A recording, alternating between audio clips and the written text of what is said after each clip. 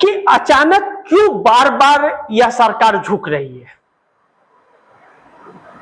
बार बार झुक रही है सरकार। छात्रों के आंदोलन ने फिर झुका दिया। अब सोचिए कि छात्रों का 24 घंटा का अल्टीमेटम इस सरकार को मजबूर कर दिया कि एफआईआर वापस ले लिए और छात्रों को डिटेन किया था उनको छोड़ दिया। और उत्तर प्रदेश के अंदर 10वीं 8वीं 10वीं के बच्चों ने पूरे प्रिंसिपल को ही घेर लिया, क्योंकि स्कूल में सुविधाएं नहीं थी। बाथरूम है तो दरवाजा नहीं है, रूम के अंदर पंखे नहीं है, बेंच टूटी हुई, घेर लिया।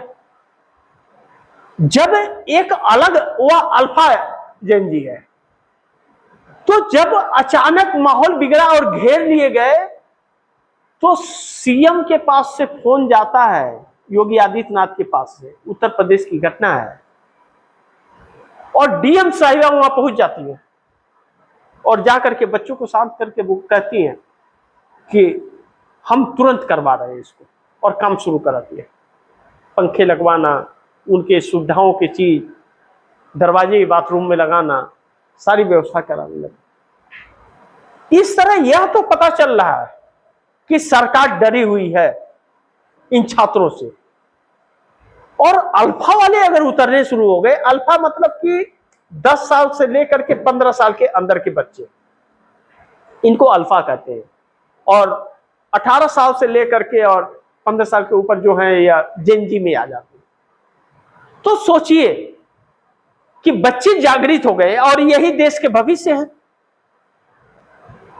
तो इस सरकार के सपने चकनाचूर हो रहे हैं। तो यह सरकार झुक रही है बार बार। छात्रों के आंदोलन फिर शुरू ना हो जाएं, इस बात का डर इस सरकार को है। और अगर फिर शुरू हो गया तो इस बार अगला नंबर जो होगा वह मोदी और शाह का होगा, यह इन्हें भी पता है। फिर इनकी जो दुर्गति होगी वह किसी ने सोचा नहीं होगा कभी, जो इनका हाल होगा। तो ऐसे में यह लोग बहुत बुरी तरह से डरे हुए हैं और इन्हें समझ नहीं आ रहा है कि क्या करें और क्या ना करें। लेकिन संसद के अंदर पेपर लीक पर यह सरकार बुरी तरह से फंस गई और मोदी शाह संसद से भाग खड़े हुए। अब समस्या यह आकर के खड़ी हो गई कि मोदी ने कहा कि फास्ट ट्रैक कोर्ट बनाऊंगा और अधिकारियों पर कार्रवाई करूंगा। तो पेपर का जो जिम्मा होता है, एनटीए एक कमेटी होती है, उस कमेटी में 37 मेंबर्स होते हैं, 30 से लेकर के 37 के आसपास ही होते हैं, एग्जैक्ट फिगर याद नहीं आ रहा। लेकिन इस सरकार ने क्या कहा कि एनटीए के 47 अफसरों को मैंने नौकरी से निकाल दिया।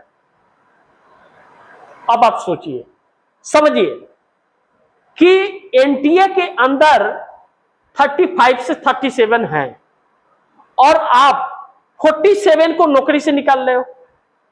अब विपक्ष कह रहा है कि उस 47 का लिस्ट दीजिए हमको। जब उतने लोग कमेटी में हैं नहीं तो आपने निकाला किसे? इसका मतलब सरकार बच्चों के आंख में धूल झोंक रही है और देश के आंख में, और पूरा डिटेल मांगा है। विपक्ष के उपनेता गौरव गोगोई ने, और सरकार के पास कोई जवाब नहीं है। मुंह चोखा बना करके सारे नेता भाजपा के बैठ गए। और दूसरी चीज कि फास्ट ट्रैक कोर्ट कहे कि तुरंत सुनवाई, कोर्ट लगा दरबार, लेकिन वकील साहब गायब हो गए। तो यह इनकी व्यवस्था है। और सुप्रीम कोर्ट में कहा गया कि प्रधानमंत्री की निगरानी में पेपर होगा, और पेपर लीक हो गया। और जिस दिन संसद के गेट पर बच्चे पहुंचे थे उस दिन पंजाब और उत्तराखंड का पेपर लीक हो गया।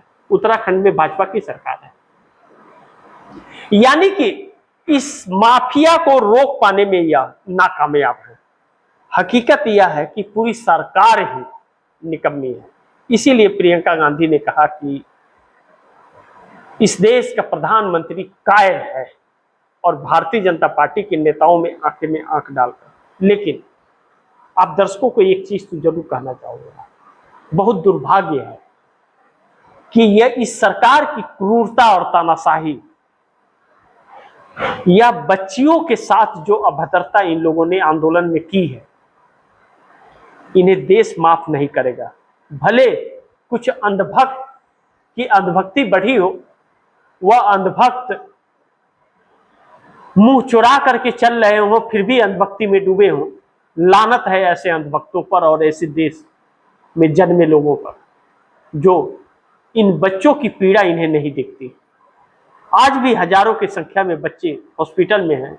किसी का पैर टूटा है तो किसी को पैलेट गन से आंखों की रोशनी चली गई है, शरीर छर्रे से छल्ली हो गया। लेकिन सरकार फिर भी गुमराह लोगों को कर रही है। ऐसे में इस सरकार का क्या करना चाहिए, आप ही सोचिए।